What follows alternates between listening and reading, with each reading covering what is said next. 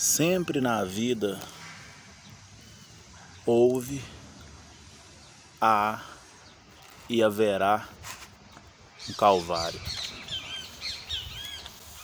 A partir do momento, que o ser humano desobedeceu, ele trouxe o Calvário, a necessidade, do Calvário.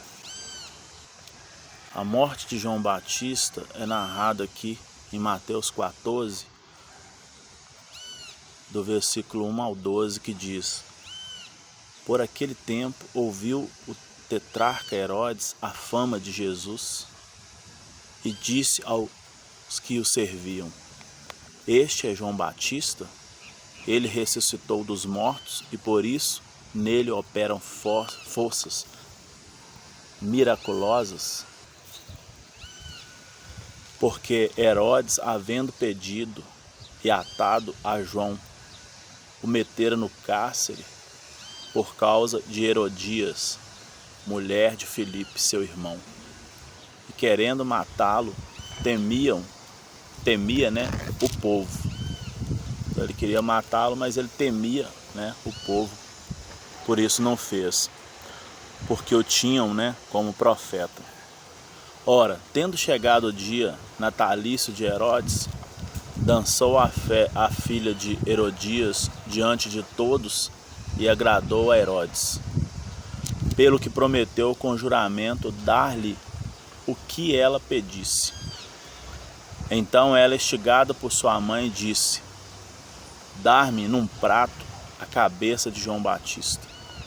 Entristeceu-se o rei, mas por causa do juramento dos que estavam com ele, a mesa determinou que lhe a dessem.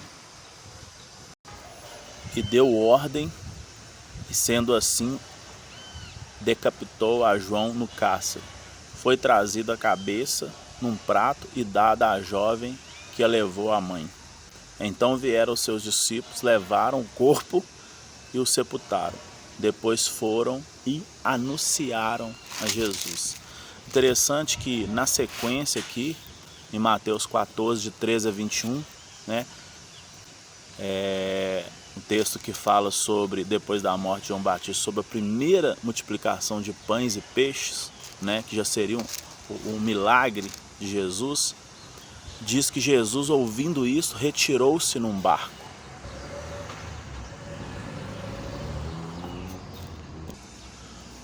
Ou seja, Jesus, ouvindo sobre a morte de João Batista,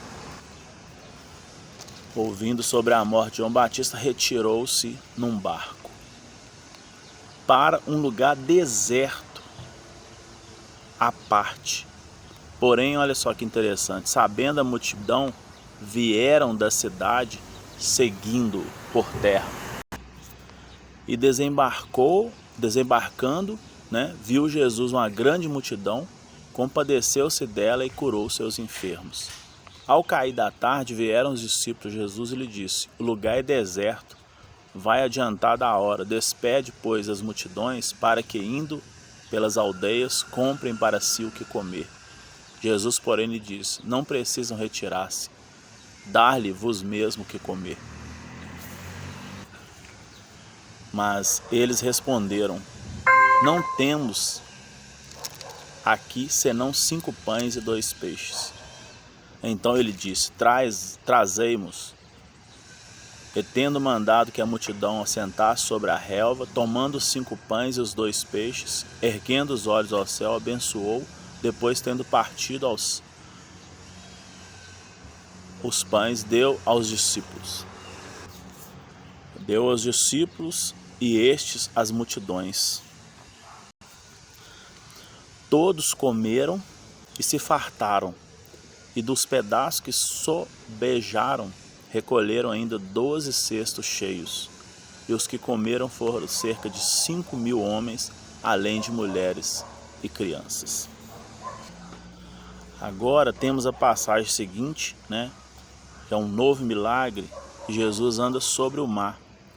Logo a seguir, compeliu Jesus os discípulos, embarcaram e passaram diante dele para o outro lado, enquanto eles despediam as multidões. E, despedidas as multidões, subiu ao monte a fim de orar sozinho. E diz aqui que, caindo a tarde, lá estava ele só. Entretanto, o barco já estava longe e muito estádios da terra. Açoitado pelas ondas, porque o vento era contrário, na quarta vigília da noite foi Jesus ter com eles, andando sobre o mar. E os discípulos, ao verem andando sobre as águas, ficaram aterrados e exclamaram: é um fantasma? Tomando de medo, gritaram.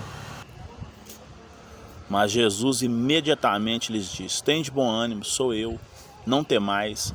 Respondeu-lhe Pedro, disse: és tu, Senhor? Manda-me ir ter contigo por sobre as águas. E ele disse: vem. E Pedro, descendo do barco, andou por sobre as águas e foi ter com Jesus. Reparando, porém, na força do vento, teve medo e, começando a submergir, gritou: salva-me, Senhor. E prontamente Jesus, estendendo a mão, tomou-o e lhe disse: homem de pequena fé, por que duvidas? Subindo ambos para o barco, cessou o vento. E os que estavam no barco adoraram, dizendo: verdadeiramente és Filho de Deus. Finalizando esse capítulo 14, Jesus em Genezaré, né? Diz aqui que então, estando na outra banda, chegaram à terra em Genezaré, reconhecendo-o,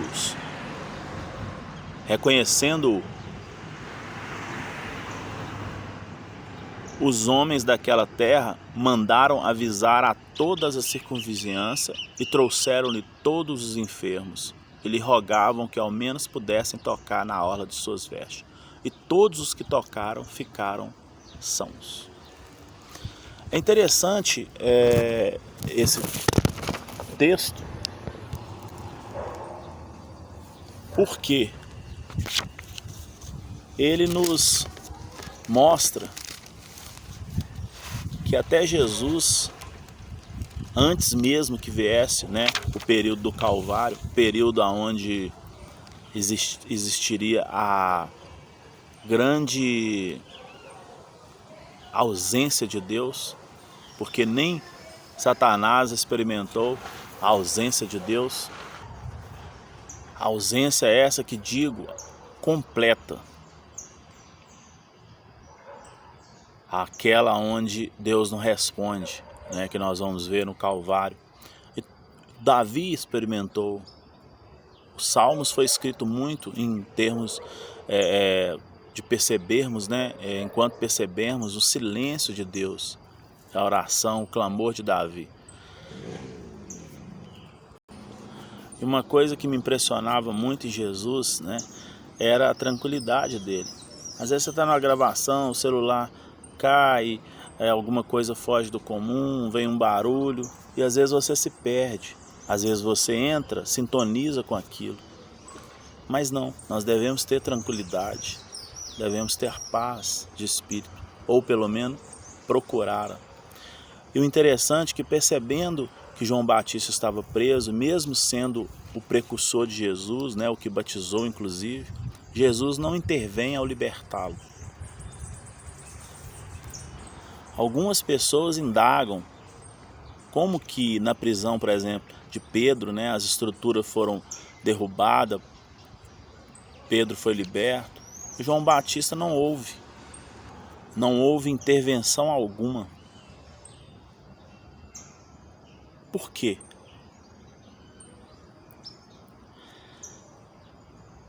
Podemos perceber que aconteceu a João Batista o que está sujeito a qualquer um de nós, né?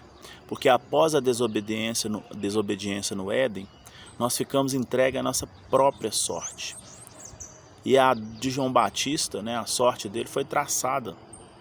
Depois disso, você vê que Jesus opera vários milagres, mas apesar das tristezas, Jesus continua seu ministério, pois mesmo se retirando para um lugar deserto, né, como o texto diz, a multidão seguia, e fica claro aqui as duas forças que operam na vida. E por que isso? Porque ao desobedecer, o homem deu autoridade, né, ao inimigo de nossas almas. Como aos olhos da justiça, né, algumas coisas não são morais, mas apesar de não serem morais, são legais. Igual quando Satanás apresentou entre os filhos de Deus, né? E aí Deus o pergunta: o que fazes aqui? Quer dizer, não era moral ele estar ali, mas era legal. Por quê? Porque o homem deu autoridade para ele, devolveu a chave para ele, o controle. Portanto, tem uma passagem na frente que nós vamos estudar que Jesus diz, né? E aí vem o príncipe desse mundo e nada tenho com ele. Quer dizer, ele domina, tem as duas forças. O mal você colocou para dentro. E agora, o único a equilibrar isso é Jesus. Algumas coisas, às vezes, nós temos dificuldade de entender mesmo. João Batista havia cumprido seu propósito. E devido a isso, houve uma permissão divina. Talvez ficar mais, né, na terra não seria bom para ele, seria mais sofrimento. São mistérios que só Deus sabe. Mas como Jesus, nós devemos aceitar e seguir, pois a nossa alma em Cristo que importa. Pois, quanto a ela, o inimigo de nossas almas não pode fazer nada. Ele pode matar o corpo, mas não pode fazer nada com a alma. Nós temos que temer aquele que pode fazer tanto com o corpo como a alma, que é o Criador de todas as coisas. Porém, ao homem dá autoridade, né, para o mal, ele mesmo não sendo moral, ele se acha no direito. Legalmente, ele tem essa posse. E basta a nós, né, através do seu Filho Jesus Cristo, que derramou o sangue, por isso teve que haver, né, um derramamento de sangue.